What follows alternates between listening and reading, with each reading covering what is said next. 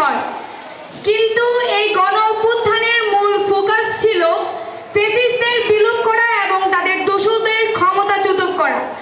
আপনারা জানেন যে আমাদের ফ্যাসিস্ট সরকারের গুরুত্বপূর্ণ সবাই পদত্যাগ ও পলায়ন করলেও এখনো বিভিন্ন জায়গায় তাদের দোষররা এখনো রয়ে গেছে।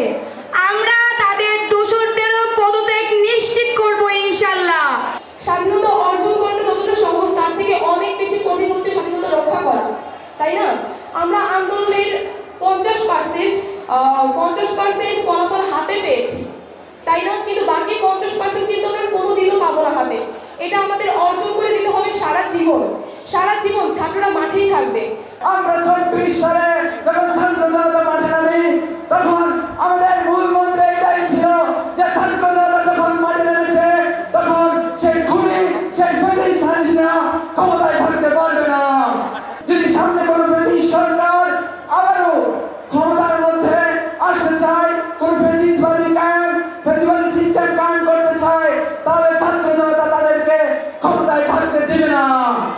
আপনারা কি চান যে এই ফ্যাসিস্ট সরকার আর কোনদিন এই বাংলাদেশের ক্ষমতায় না আসুক? আমরা বর্তমানে দেশ সংস্কারের কাছে নিয়ে যাচ্ছি। দেশ সংস্কার মানে সরকার পরিবর্তন নয়, সরকারের পরিবর্তনের সাথে সাথে আপনাদেরকে পরিবর্তন হতে হবে এবং আপনারা আপনাদের জায়গা থেকে যে ছাত্র, যে ব্যবসায়ী, যে রাজনীতিবিদ সবাই জায়গা থেকে সততা অবলম্বন করতে হবে। এবং আমরা আজকে এই মঞ্চ থেকে ইন্ডিয়াকে একটা ঘোষণা দিতে যাচ্ছি, আমাদের পড়াশোনা দিতে হবে সাম্য এবং ন্যায্যের, কোন স্বামী স্ত্রীর সম্পর্ক হবে না। এই জনতা আমরা যতদিন পর্যন্ত এই দেশ সংস্কার করতে পারবো না ততদিন পর্যন্ত আমরা মাঠে থাকবো।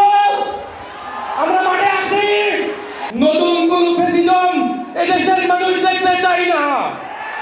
যতদিন পর্যন্ত সংস্কার না হবে, 1 বছর, 2 বছর, 3 বছর, 10 বছর পর্যন্ত যদি হয় অন্তর্বর্তীকালীন সরকার থাকবে।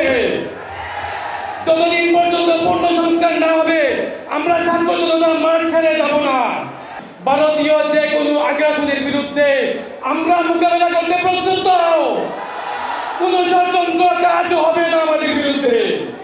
5ই আগস্টের পর এখানে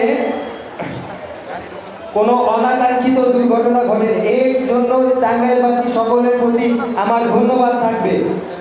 আমরা যেহেতু রক্ত দিয়ে নিজের সাহস দেখিয়ে এই দ্বিতীয় স্বাধীনতা অর্জন করেছি, আমরা ভবিষ্যতেও এইভাবে রক্ত দিয়ে রাজপথে থেকে আমাদের এই স্বাধীনতাকে ধরে রাখবো, কারণ আমরা জানি যে স্বাধীনতা অর্জনের চেয়ে রক্ষা করা কঠিন।